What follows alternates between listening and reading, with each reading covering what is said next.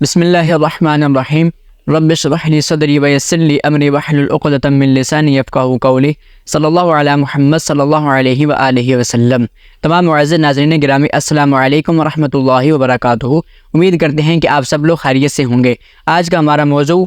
یہودیوں کے ظلم پر ہے، اور یہ کہ مدینہ منورہ میں آباد کیسے ہوئے اور انہوں نے اپنے بہت سے انبیاء کرام کو شہید کیا۔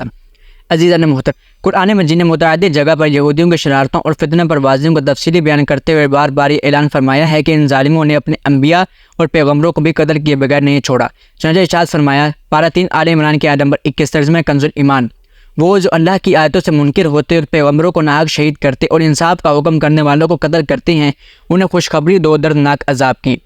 حضرت ابو عبیدہ بن الجراح رضی اللہ تعالی عنہ سے روایت ہے کہ نبی اکرم صلی اللہ علیہ وآلہ وسلم نے ارشاد فرمایا کہ یہودیوں نے ایک دن میں 45 نبیوں اور 170 صالحین کو شہید کیا تھا جو ان کو اچھی باتوں کا حکم دیا کرتے تھے۔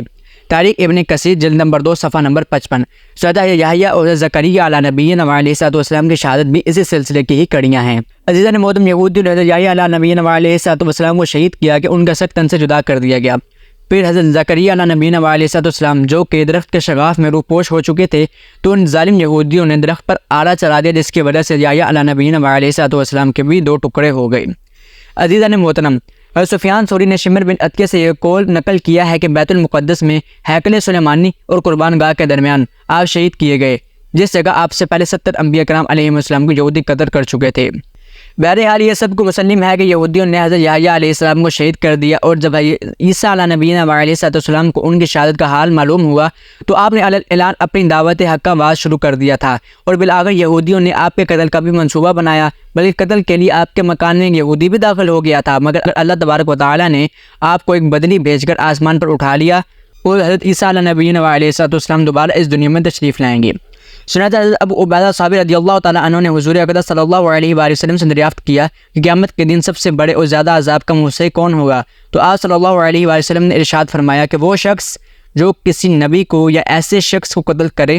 جو بھلائی کا حکم دیتا ہو اور برائی سے روکتا ہو۔ عزیزان محترم، پارہ نمبر 6 سورہ مائدہ کی آیت نمبر 82 میں اللہ تبارک و تعالیٰ نے ارشاد فرمایا، ترجمہ کنز الایمان، ضرور تم مسلمانوں کا سب سے بڑھ کر دشمن یہودیوں اور مشرکوں کو پاؤ گے، اور ضرور تم مسلمانوں کی دوستی میں سب سے زیادہ قریب ان کو پاؤ گے جو کہتے تھے کہ ہم نصارہ ہیں، اور یہ کہ ان میں عالم اور درویش ہیں اور یہ غرور نہیں کرتے۔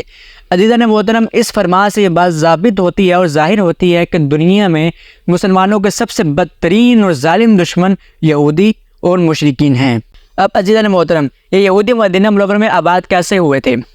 عزیزان محترم، طبع الحمیری ایک بادشاہ تھا جو دنیا کو فتح کرنے نکلا تھا۔ وہ جس علاقے کو فتح کرتا وہاں کے 10 علماء حکمہ کو اپنے ساتھ ملا لیا کرتا تھا۔ اس طرح 4000 علماء کی جماعت اس کے پاس اکٹھی ہو چکی تھی۔ جب وہ مدینہ منورہ پہنچا تو اس نے دریافت کیا کہ یہ کون سی جگہ ہے۔ لوگوں نے بتایا کہ یہ یثرب ہے۔ 4000 علماء نے جب یہ سنا تو اسی دن کمیٹی بٹھا لی، اور اس سردار علماء کرام نے کہا کہ یہ وہی شہر ہے جہاں نبی پاک صلی اللہ علیہ وآلہ وسلم ہجرت فرما کر آئیں گے، اور نبی پاک صلی اللہ علیہ وسلم کا ذکر ہمارے مقدس کتابوں میں ہے، لہذا طبع الحمیری ہمیں قتل ہی کیوں نہ کر دے، ہم یہاں سے نہیں جائیں گے۔ اور علماء کرام کے سردار نے طبع الحمیری سے جا کر کہا کہ ہم لوگ آگے نہیں جائیں گے، اور نبی پاک آخر الزمان صلی اللہ علیہ وآلہ وسلم کے بارے میں جو کچھ جانتا تھا سب کو بتا دیا۔ اب عزیزان محترم، طبع الحمیری نبی پاک صلی اللہ علیہ وسلم کی پیدائش سے 1000 سال پہلے وہ آیا تھا، جس نے مدینہ منورہ پر آ کر پناہ لی تھی۔ اب عزیزان محترم، طبع الحمیری نے جب یہ سنا تو اس کے بعد اسلام قبول کر لیا، اور یہ خط آپ صلی اللہ علیہ وسلم کے نام لکھا اور کہا کہ جب نبی پاک صلی اللہ علیہ وسلم کا زمانہ تم کو مل جائے تو میرا خط انہیں دے دینا اور کہنا کہ طبع الحمیری آپ پر ایمان لے آیا ہے۔ پھر عزیزان محترم، اس نے سردار العلماء کو خط دیا اور 4000 گھر بنائے اور 4000 لونڈیوں کو آزاد کیا کہ ان 4000 علماء کرام سے ان کا نکاح کر دیے، اور خود وہاں 1 سال تک آپ صلی اللہ علیہ وسلم کا انتظار کرتا رہا۔ پھر جب نبی اکرم صلی اللہ علیہ وآلہ وسلم مکہ سے ہجرت کر کے مدینہ منورہ تشریف لے آ رہے تھے تو ابو لیلہ رضی اللہ تعالیٰ عنہ سے ملاقات ہوئی۔ ان کو مدینہ والوں نے ہی بھیجا تھا خط دے کر کہ پتہ چلے کہ نبی پاک صلی اللہ علیہ وسلم واقعی نبی آخری زمان ہیں یا نہیں۔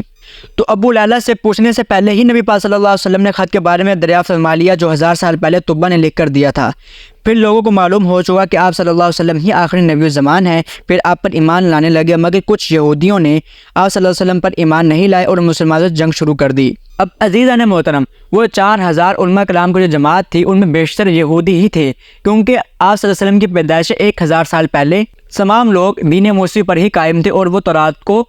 پڑھا کرتے، تورات کو ہی مانا کرتے تھے۔ حضرت عیسیٰ علیہ نبی علیہ السلام اور آپ صلی اللہ علیہ وسلم کے درمیان 600 سال کی مسافت ہے، یہ 600 سال کا فاصلہ ہے۔ عزیزان محترم، یہودیوں نے مسلمانوں کے ساتھ جب سے جنگ شروع کی ہے اور آج تک جنگ لڑ رہے ہیں، حالانکہ یہ لوگ تو مدینہ منورہ میں آپ صلی اللہ علیہ وآلہ وسلم پر ایمان لانے کے لیے ہی اکٹھے ہوئے تھے اور وہاں انہوں نے رہائش اختیار کی تھی۔ جب نبی پاک صلی اللہ علیہ وآلہ وسلم کو معلوم ہوا کہ یہ یہودی ایمان نہیں لانے والے اور یہ لوگ اپنے فتنہ پروازیوں اور شرارتوں سے مسلمانوں کو نقصان پہنچاتے ہیں، لہٰذا آپ صلی اللہ علیہ وسلم نے بھی ان کے ساتھ جنگ کی، اور حتیٰ کہ حضرت خلیفۃ المسلمین حضرت عمر بن الخطاب رضی اللہ تعالی عنہ کے دور میں ان یہودیوں کو تمام جزیرہ عرب سے نکال دیا گیا۔ عزیزان محترم، 80 سے 85 سال سے یہودی مسجد اقصی پر قبضہ کیے ہوئے ہیں اور نہتے فلسطینیوں پر ظلم ستم کے جو پہاڑ توڑ رہے ہیں، اور عزیزان محترم 80 علم لے کر یہودی مسلمانوں پر حملہ آور ہوں گے اور ہر علم کے نیچے ہزاروں کے تعداد میں فوجیں ہوں گی، تب حضرت امام مہدی علیہ نبینا علیہ الصلوۃ والسلام کے جھنڈے تلے مسلمان جنگ لڑیں گے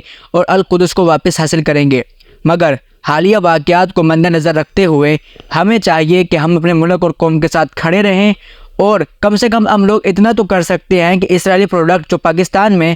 یا جہاں کہیں بھی بیچی جا رہی ہیں ان سے بائیکاٹ کیا جائے، تاکہ جس سے ان کو آمدنی مل رہی ہے اور ان کا اسلحہ ہے، ان کی فوج مضبوط ہو رہی ہے، ان کو تو روکا جا سکے۔ انشاءاللہ ہم نیکسٹ ویڈیو میں آپ سے ضرور ملاقات کریں گے، تب تک کے لیے السلام علیکم ورحمۃ اللہ وبرکاتہ۔